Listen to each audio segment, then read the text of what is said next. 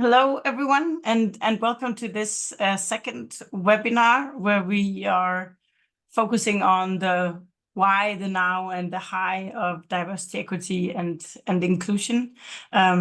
This is our second webinar, but it's open to all members of the All Aboard Alliance, and we're happy to see so many of you here. My voice is a bit wobbly today, so it may be at some point I'll have to call on Christian to take over if it suddenly stops working, but I'll keep going. And fortunately, we have Jenny here who will also talk and bring the DSG expertise into how we can use data to better understand the now, where we are today, because by understanding where we are today, that will help us understand what are the challenges we need to address and how to do that. But just in the opening a little bit about the All Aboard Alliance. You all probably already know this, but we set out with the ambition of bringing together industry leaders to drive progress on this agenda that can be sort of threatened and can be difficult to maintain high momentum around, especially during challenging times. So we are set up around the 5 principles, and especially the very first principle focuses exactly on that need for C-suite engagement to continue to drive the progress. But of course, we need everyone involved. And the 5 core principles of the All Aboard Alliance are exactly set up to help us learn together on this journey towards making the maritime industry more attractive and inclusive for all. And part of the way that we work is that we work together to develop this platform for industry-wide collaboration, where we have set up ambitious work streams to address particular challenges and continue to focus on understanding where are we now to help us understand where we are, to understand where we need to go. And as briefly said before, this is the second webinar in this series of 3, where we focus on data with the help and support from Jenny from Diversity Study Group. And our next webinar is on the 26th of June, where we'll focus more on the strategic how. So in the first webinar, we focused on why is it even important. Now we're focusing on understanding where we are today, and the next time we will. So if we know where we want to go, what can we actually do to get there faster if we do it together?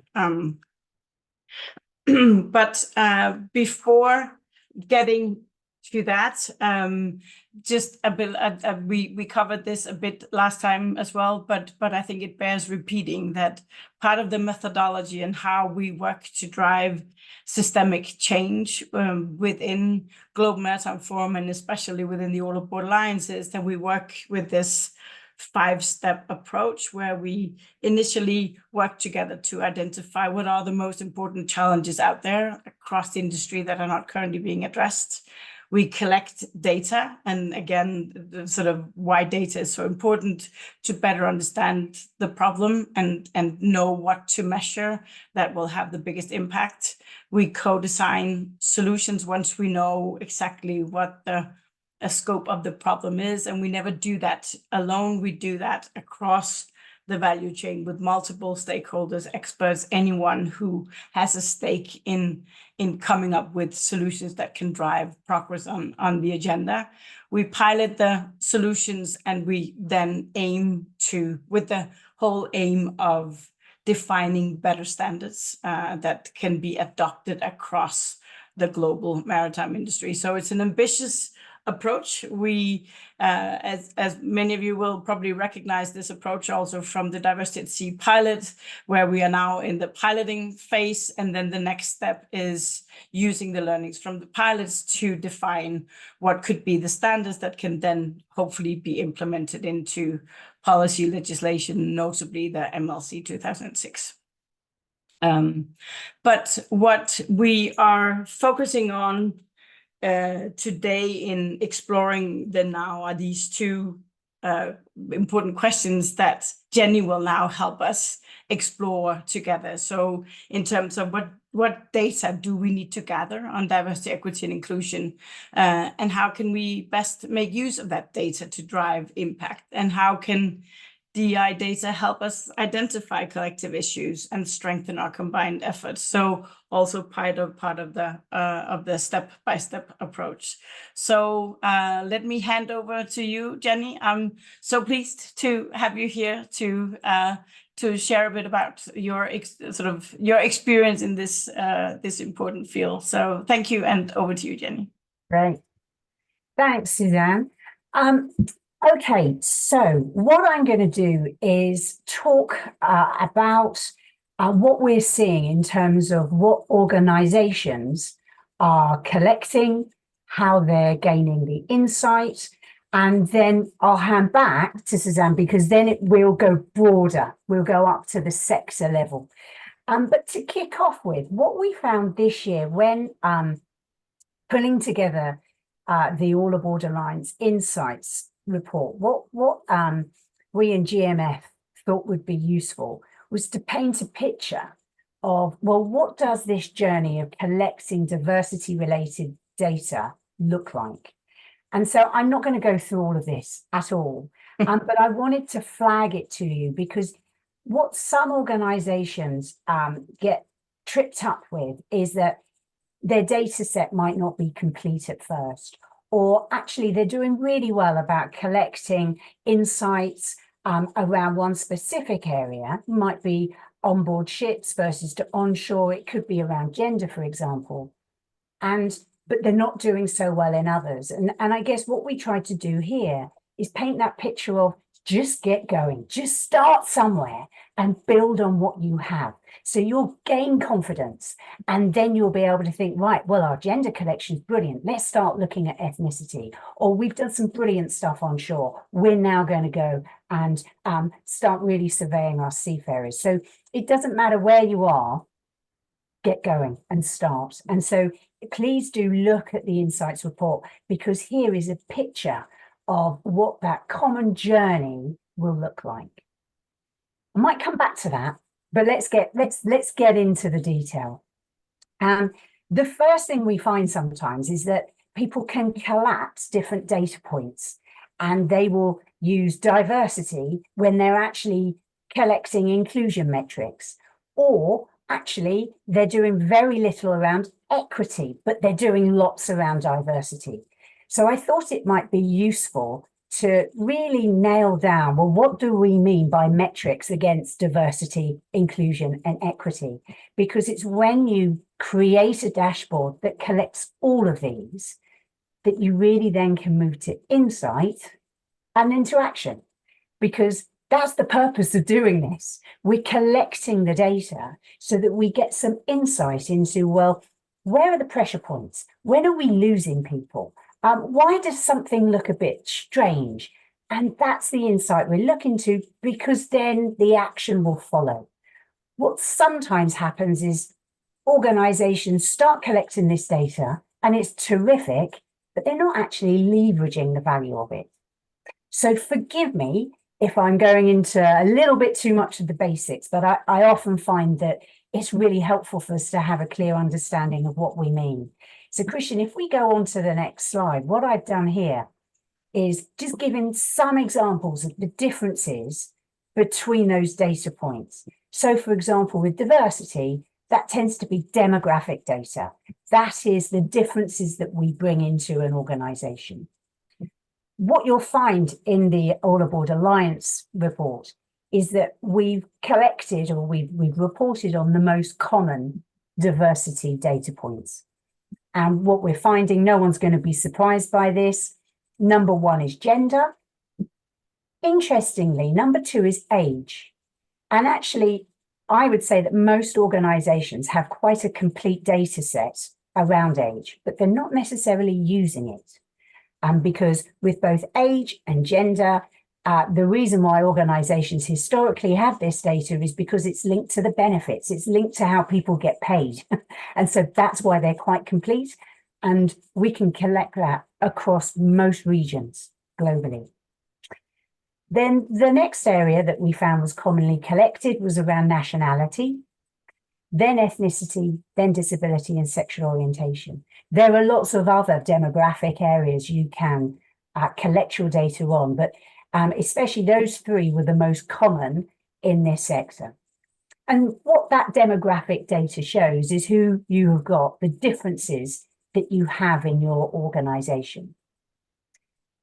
The next piece is around equity. Now, and I know that this can pose some challenges, this leap in terms of, well, we've got this data, how do we gain the insight? And this is where, when organizations begin to progress, what they tend to do is that it is a snapshot. This is how many women we have in our organization right now. The next place to go is to figure out, well, where are they?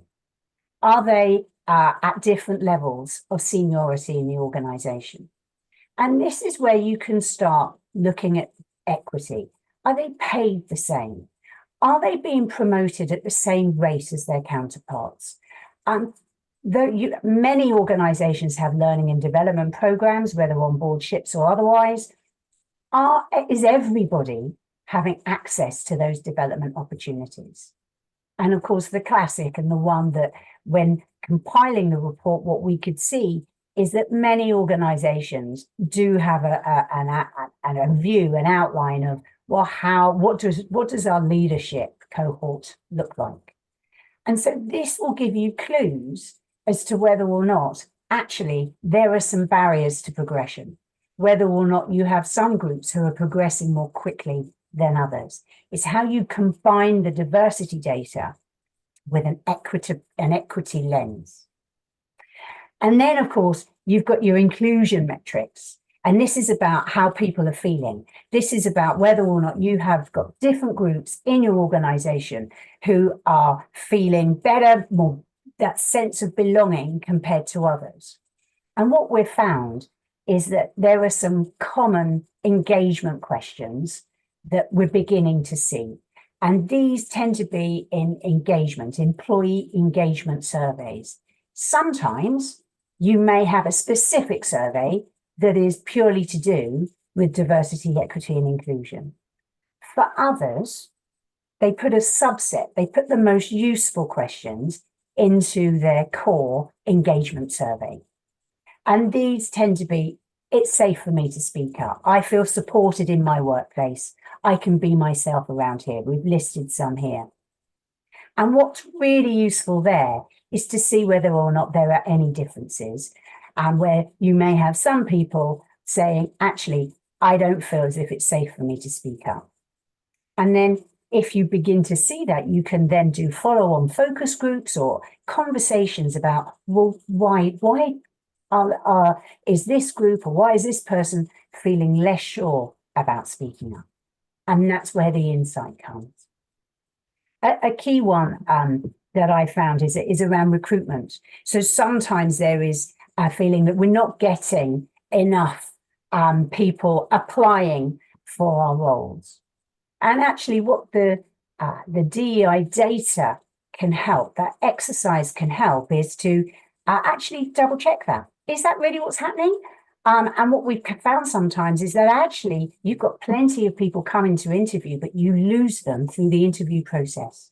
So the insight leads to a different action. It's not so much about how or where you are recruiting from, it's what happens when that process kicks off. So this is where actually the insight leads to a different kind of action. Let's move on to the next one. So what we sometimes find is that you have to be quite deliberate in pulling together this data. And those firms who are moving more quickly, I guess, have really decided what data points they're going to collect and how that's going to inform their strategy. And the reason why that might be is that it then means that you can be really consistent in terms of where and how you recruit it, where and how you are collecting that data. So you'll see here the moments that matter. This is, you know, a classic HR model, I guess, in terms of your touch points with colleagues. And those firms that are really sophisticated, they would be looking at their data across each of these moments that matter, from recruitment to development to work allocation through to exit. So they have a very clear view of what is happening depending on what particular group you're looking at. A key thing to remember here is it's surprising to what extent sometimes we find that the data points or the questions you're asking are not consistent. So how the drop-down list for ethnicity might be different around recruitment compared to what you're using in your engagement survey. So a really simple thing to do is to make sure that your language and your questions are consistent wherever you're using them. Another thing as well, and especially for leaders, so it's really, I absolutely concur with what Suzanne was saying about getting leaders on board. Now, leaders, but data is bread and butter to them. So pulling together this and setting expectations, because you can tell if leaders are getting engaged because they're going to be starting to say, actually, can I have a look at this data from my particular department, from my particular area of the business? And for some, they may or may not have enough data. And so there's something here about setting expectations about where you are in the organization, where your data journey is, and what you're hoping to achieve. So you don't have to do it all at once. You can develop your confidence. It may well be around gender. It might be onshore. Develop your confidence and build on what you have. But the other thing that is really important is to have some kind of reporting cycle. We find that is a gap sometimes. You've got great information, but people aren't seeing it. Your leaders might not be seeing it. It might be held very tightly within HR, for example. Develop the reporting cycle from the get-go so that you're using it, because otherwise you're just not leveraging this fabulous data that I'm sure most of you will already have. If we go to the next slide, Christian, a key question we're asked is about how to encourage sharing. What we find is that it's really good if you can weave it into any other touch points with employees, whether or not that's onboarding, whether or not that's updating benefits. The more it's just woven into what they already have to do, the easier it will be. A thing that is really absolutely crucial is around communication. People want to know why. We're asking them to share really personal data. So really think about what's your story, pull it to life, encourage your leaders to send this out. So it's not seen as just an HR or DEI related thing. It's actually your leaders saying, this is important to me. I expect everyone in my department to be filling it in. So use your allies, your ambassadors, be clear about how you're going to use the data, where it is stored, who will have access. That's really, really keen to reassure people. And we've got lots of, there's some really great examples of what All Aboard Alliance members have done to increase their disclosure rates. There's some really powerful case studies in both last year's and this year's report. So please do look there. I'm going to stop talking soon, I promise. The next slide we can see here, and if we just move on, Christian, some common tripwires that I've seen. And I know that sometimes this has been me, this top one has been me sometimes. I love diversity data, DEI data, and it becomes an end rather than the means. It becomes, right, oh yeah, we hear a lot about campaigns and we want to up their disclosure rate and this is how we're doing it. And of course, it's a tool to generate insight. It's just one of many tools that we have. And so we always bear that in mind, always go back to remind myself again, why are we doing this? We're doing this for X, Y, and Z. So it kind of puts the context in the action. It is all about building trust. So over time, your people will understand how and why you're using the data. And so that doesn't happen overnight. So your first, it goes on to the next one really about prefer not to say. the first time, the second time, it could be the third time you try and collect data, your disclosure rates might be small. And that is absolutely common. And it becomes a KPI for you. It's the same with prefer not to say. People might be saying, hang on, I don't know whether or not I want to share this data. Or they may feel comfortable sharing it about some things and not others. So your KPI begins to be, you want that prefer not to say to decrease over time. And it will do, but it may take time. Or something might be happening in the wider context that makes people nervous. And again, you're asking for this, not in a vacuum, but in the context of wider societal issues. So bear that in mind. Sometimes I find that people say, well, we're not allowed to ask, so we can't do it. And it's the same with global constraints. We're not allowed to ask this in this particular region. And that's absolutely right, but it doesn't stop you from asking elsewhere. It doesn't stop you from asking for people's consent. So yes, absolutely, privacy, how we use this information and collect it is absolutely crucial. And there are things we can do within the legislative framework that allow us to ask, because essentially this is about people's personal information. So we absolutely have to be respectful of that. And kind of as I said at the beginning, this is just one source of information. There are others, and combining it with perhaps business KPIs can really help as well. But the key thing that I guess I found is we've got to play the long game. This takes time, and wherever you start is a great place. And your data set will grow over time. So the thing I will end with is just a sense of just trying to change the default. A lot in my work is around us changing the default, whether or not that's in terms of what a successful leader is doing, what an inclusive manager might be doing. A lot of the time it's changing our defaults. And with data, what we're seeing, those organizations that are moving swiftly, they're moving from just demographic data to that which is combined with inclusion and equity measures. Another is measuring inputs. Well, this is how many people we recruited, or this is how many training courses we provided, to, well, what's the output? What's the impact been? Anecdote moves to action supported by data. This is the key one, is you've got the data and you move from keeping it very tight to allowing people to use it who've got the wherewithal, who've got the knowledge. So line managers, they're key to know the data set of their teams, for example, or the impact of an appraisal grade or an impact of a pay increase. What does that actually look like? And the other thing I would say is that DI data, your approach to it will continue to move, like this whole agenda.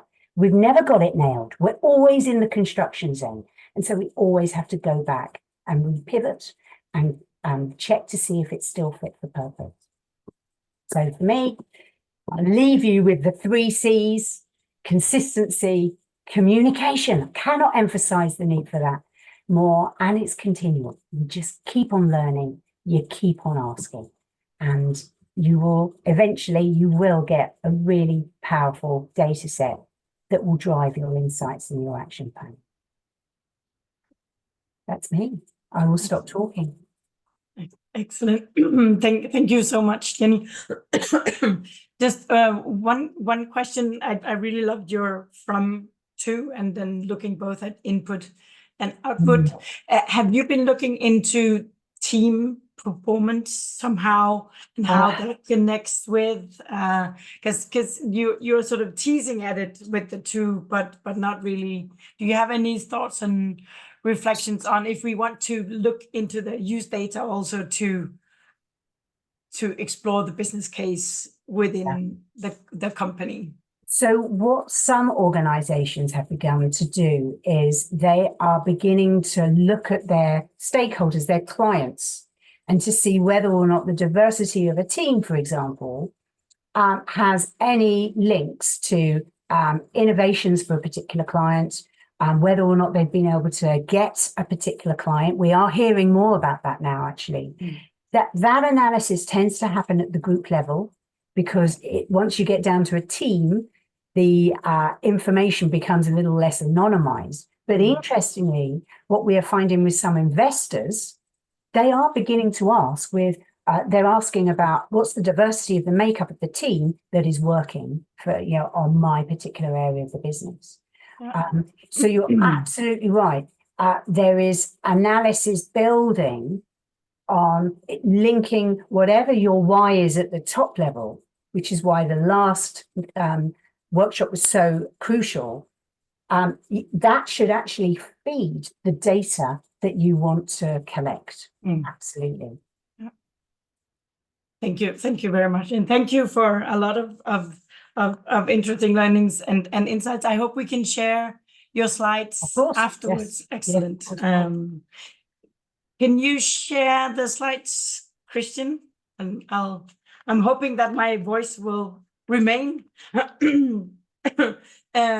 because much of what Jenny mentioned here relates very well with what we were also hearing at the high-level meeting. I'll get back to that. But when looking at how do we transition from the why to the now, we can also say, how do we transition from the now to the why? How can we use the data collected to really emphasize and build the strong business case for why is it that we need to continue to invest and focus and build momentum around diversity, equity, and inclusion. But I'll just reiterate some of the arguments that we've been using within the Alliance, that were also sort of discussed at the last webinar, that the three big needs for why we need diversity, equity, and inclusion is, of course, the global talent shortage, is the strong expectations that are only growing, especially from an EU perspective, but from different regulators, legislators, from customers, from all of our different stakeholders, that they want to see the industry do better on this, and not just on diversity, but also on equity and inclusion.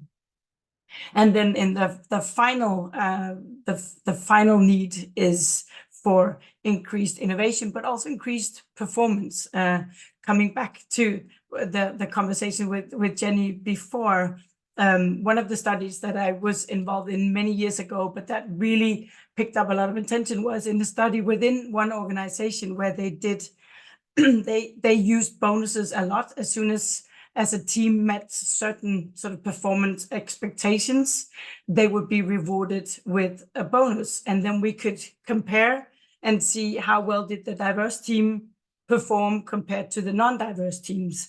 And it was very clear that those that had diversity performed much better on average than the non-diverse teams. And that's a really powerful business case. And we could then go and explore and see what were those teams doing that made them, how did they leverage their diversity for performance? And these are the studies that we can do by the use of data, but we need that data to build the why. Next slide, maybe. Christian, can I ask you to jump in here with the key takeaways from the All Aboard Alliance, and then call me back when you need me to jump in again. I'll rest my voice a bit. Sounds smart. So as some of you might know, we annually do a high-level meeting with the business sponsors of the All Aboard Alliance, where we look back, figure out what have we done, what worked well, sort of stuff we do within individual companies, but we also do it on an overall systemic way. How does the All Aboard Alliance progress on, or at least make an effort to systemically progress on DE&I? And what we saw and heard many times this year, beforehand, it's more about the awareness raising and understanding what the differences are between DE&I and what are we supposed to do. But this year, which fortunately for us in these series of webinars, was the call for data. We need data to make the tangible efforts and understand where we need to make efforts. As Jenny talked about as well, if we don't know what we need to fix, how are we then going to fix it? How are we even going to talk about ways of fixing it? And that also allows us to, once we have the data set, collectively set better and enforceable and accountable standards for the industry, of course, for the companies as well, but for the industries as a whole. What are the expectations we have towards ourselves, and how do we hold ourselves and each other accountable in this? And through these shared data sets, whether those are hardcore data sets, that's gender diversity or so, or more the sentiment data that Jenny also talked about, the lived experiences of the key pain points of being promoted in an industry, of feeling a sense of belonging, both of them equally important.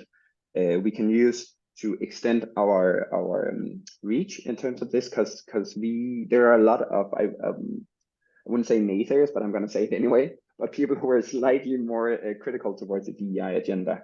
So how do we make sure that we have tangible efforts that they also see the importance of, as Suzanne spoke about? If it provides better products, it's quite easy to see why you should focus on DEI improvement in your company. But it's also about reaching out to the regulators and make sure that they, from their side, also incentivize companies and the industry as a whole to move on this in order to give everybody a fair chance through shared standards.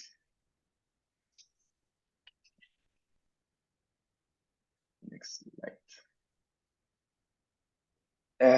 And in the All Board Alliance Insights report, also fortunately for us, we also saw a lot of a call for action on data. Some of the things we found overall was that need to expand the diversity data collection. So Jenny touched upon this as well, that we mostly see the gender and the nationality and the age. But going beyond that, setting the KPIs for the broader inclusion of a broader understanding of diversity, but also speaking to the lived experiences of people. So you don't only go by the numbers and what is also referred to as the lacking indicators, right? You know what you have and not necessarily what you need or how you get there. So how do you also collect data on leading initiatives, the leading indicators, right? And it's about defining and promoting the inclusive behavior. It's about expanding that employee survey to figure out what is holding people back from feeling a sense of inclusion and belonging, and what are some of the expected behaviors you as companies should implement in order for that to happen, and what's holding people back from doing so. Because a lot of it is also about raising awareness of what each of your employees can do to foster this, because leaders or HR are not solely responsible for making this work. Companies as a whole are, and everybody have responsibility to engage with ensuring inclusive behaviors. And there should be benefits to doing so, whether that's within your KPIs or it's a promotional aspect, is up again to the different companies, of course, what works best. But it's about encouraging that organization-wide adoption and then reward people, but also make sure that those who are acting in an exclusive manner are being, I wouldn't punish this a hard word, but in lack of better words, it is punished. It's being not rewarded for being exclusive, right? And make sure that it's not something that you either disregard or simply don't engage with. So that's for the companies individually, what they can do. And then for the Alliance, it's speaking to Suzanne's point. It's about systemically and collectively addressing some of the needs, collect and share the data to find our shared key pain points for promoting and progressing diversity, equity, and inclusion across the first of all, the Alliance, of course, but also the industry as a whole at some point. It's about developing these collective solutions once we have identified the problem. So what can we collectively do in order to address this and move beyond, and then continue to monitor and the impact and progress as the 3Cs Jenny mentioned. We need to be consistent and we need to monitor it to make sure that we're actually doing the right thing and that we're going in the right direction, and so that we are able to stop before we get to the endpoint if we're not going to get to the right endpoint. And then we pilot that and advocate for industry adaptations. And that's where we start incentivizing the regulators, and we bring more companies on board to make this a shared standard for how we want to be achieved as an industry. And then, Suzanne, I think it's back to you. Thank you. Let me get rid of the. Sorry.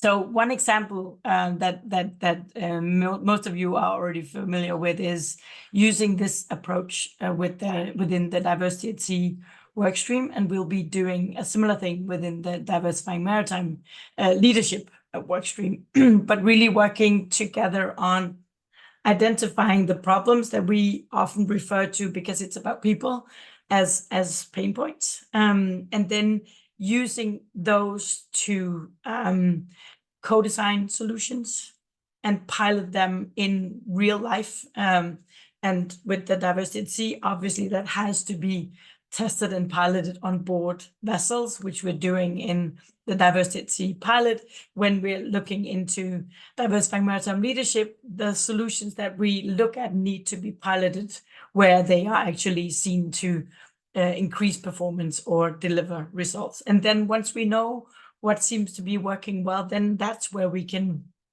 push for broader industry adaptation by developing standards, possibly whenever that is possible, and looking to see how can we get more companies to leverage and build on these learnings, and hopefully adapt some of the things that we know works really well, that are more universal or general and can be applied more broadly. And similar, that's what we're also hoping to do with the All Aboard Alliance Insights report, which I hope you've had a chance to look at. And if not, as Jenny mentioned, we obviously recommend you having a look, especially the case studies, but overall the report. There's a lot of really interesting learnings and insights, and it's really interesting to see how how different companies are performing on related to the different principles. So it's becoming a strong framework, and we think that it's powerful in developing shared journeys that can help all of us in advancing quicker when we do it together. So lots of best practices, lots of learnings that can inspire each other across the alliance, and hopefully also outside of the alliance. And obviously we also have some recommendations in there that we hope will be beneficial. And all of this, of course, is that when we do something like this, when we share also the things that are difficult, this is where it's risky to talk about diversity, equity, and inclusion, especially during these times. But when we do it together, we can hope to have a more open and frank conversation. But we can also hope to improve overall how this is being done across the maritime industry. And hopefully we can end up developing new standards that can be applied and used across the industry, and maybe also in other industries. So we are fast forwarding towards a better tomorrow. All of this is for us to have a more sustainable, forward-looking and innovative maritime industry that we can all be proud of. And I think the being proud of is really important to me. I'm very proud of what we're seeing within the Alliance. I hope you're also proud of the things that you're seeing within your company, but we can do so much more that will make us even prouder tomorrow. So maybe we can stop the share for now, because I think if we have been promised that we could call on you, Claire, to talk a bit about your experiences from BV. And how you're using data, why you're finding data important in driving change. Thanks very much, Suzanne. It's a real privilege to be asked to share some of the learning experiences we've had at Bureau Veritas. By way of introduction, I'm the VP HR and CSR for Bureau Veritas, the Marine and Offshore Division. And it's amazing how probably everything that's been said today has resonated with me on the journey towards DEI data. I was reflecting on all the points that Jenny was talking through. The starting point, starting somewhere, being incredibly important. I can remember probably 7 years ago when I took this role, moved in our organization, moved into Maritime, didn't know anything about Maritime at all. I'm an HR person through and through, so new to this, but new to this sector, and proudly presenting, the people, statistics, data, dashboard at one of our first executive committee meetings, only to be told afterwards, no one really trusts the HR data. It's not accurate. We don't feel confident in it, and that knocked me back a step or two. Okay, what am I going to do with this? Because what actually had happened was that no one trusted it. So the data stayed untouched, unused, unloved. People carried on collecting it because we had new joiners and people leaving. But so we started with a bit of a quality issue.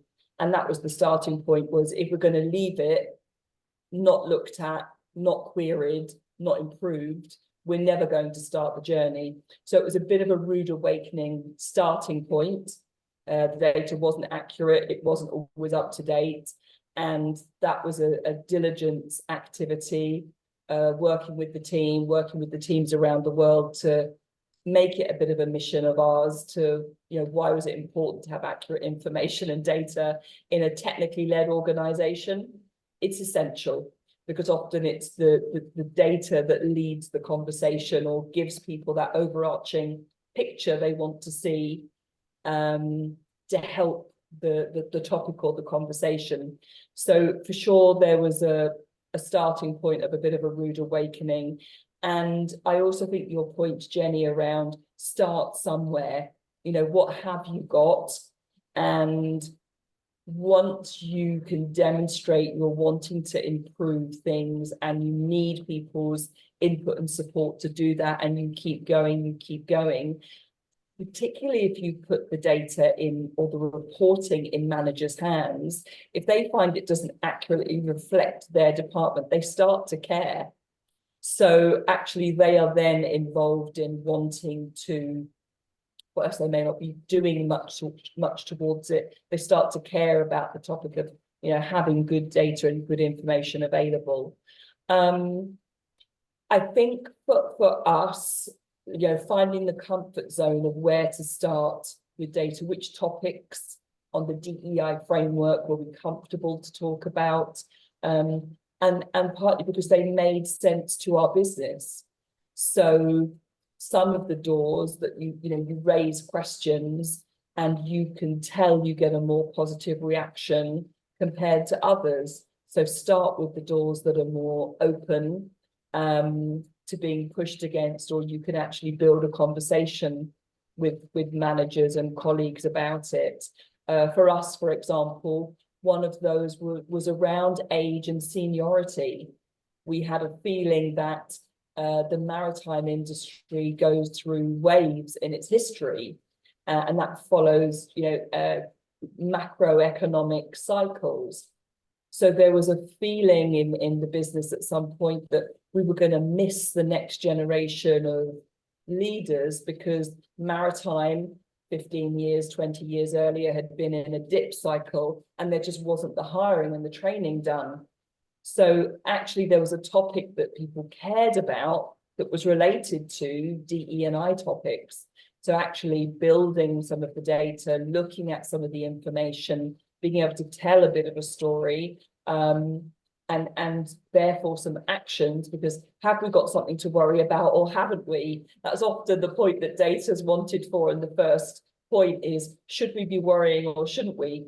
Should we be celebrating or should we be admonishing ourselves? These were some of the starting points that were helpful for us. And whilst, we're quite a data-led organization, visual representation I found has been really helpful.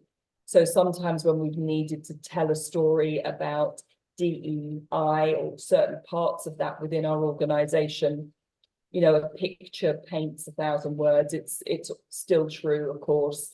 And I can still remember a very strong reaction in the room at one of our exec committee meetings of, having one slide presenting a certain demographic of our organization, everyone feeling, very, very pleased with ourselves, this looks very good.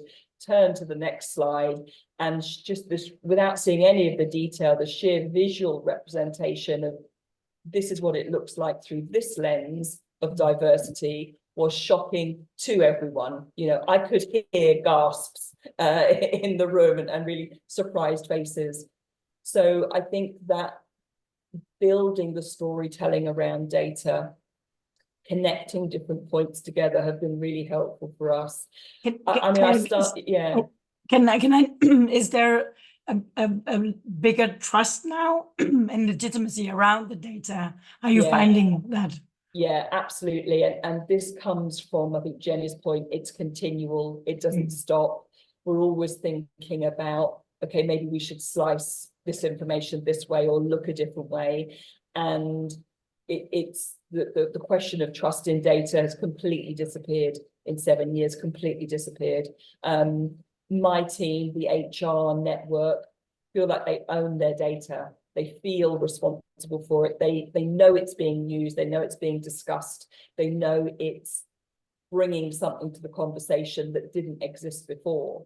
So there's a real sense of ownership, and they're discussing it with their management and leadership teams and their managers. So that point around sharing, getting it credible, and then the trust issue comes. You know, and the feeling that it doesn't make sense disappears, absolutely. But it's not a quick journey.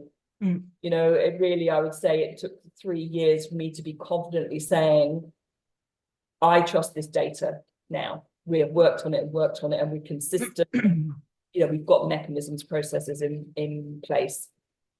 Have you been able to use the data also to develop the Bureau Veritas business case for why you need this, to connect it with any type of performance data if you already collect those? Yeah, I think it's really, it's a combination factor, isn't it? It isn't just the data. No, But then yes. when you bring the data with what, you know, some colleagues have heard being at hearing a panel talk about a topic, or that, you know, there's this topics about sustainability and how we're going to drive to net zero. It's got to be through decarbonisation, through digitalisation. What are the implications of that for us? Do we have those skills today? If not, where are they coming from? How do we attract them? Are we really doing that today or not? So building it into that bigger picture and helping to ask questions, then provide the insight through data to then build action plans to say, well, what should we do differently then? And take those baby steps. That's making a difference. I mean, I think that sometimes be careful what you wish for. So I can think of times when we've looked from an equity point of view around, you know, pay, performance bonuses, things like that. And, you know, actually quite surprisingly for us, when we look each year at our distribution of bonus amongst our population, women over-index their male colleagues in bonus due to performance. And so then I also get managers saying to me, oh, so we should just hire all women then. It's like, that's also not the story, is it? It's not about that. Of course, we should be recognising performance, but let's not attribute it to a single gender, and the same vice versa. So we try and pull then together a range of metrics and insight points to illustrate the point. Yeah. And I think, and to your point, exactly, sometimes when we want to make that link between performance or innovation capacity or capabilities, it makes sort of the real value of diversity sort of is leveraged in a group, not as you can't be diverse or different on your own, right? You have to be that together with others. So the real value is if we have group data, and many organizations do not, but for those organizations that actually do collect performance data tied to groups or departments, there's a really good opportunity to collect those data and see, is there anything we can see that some teams actually perform better? And it's interesting how diverse or non-diverse those teams are. And we certainly haven't gone for that stage yet.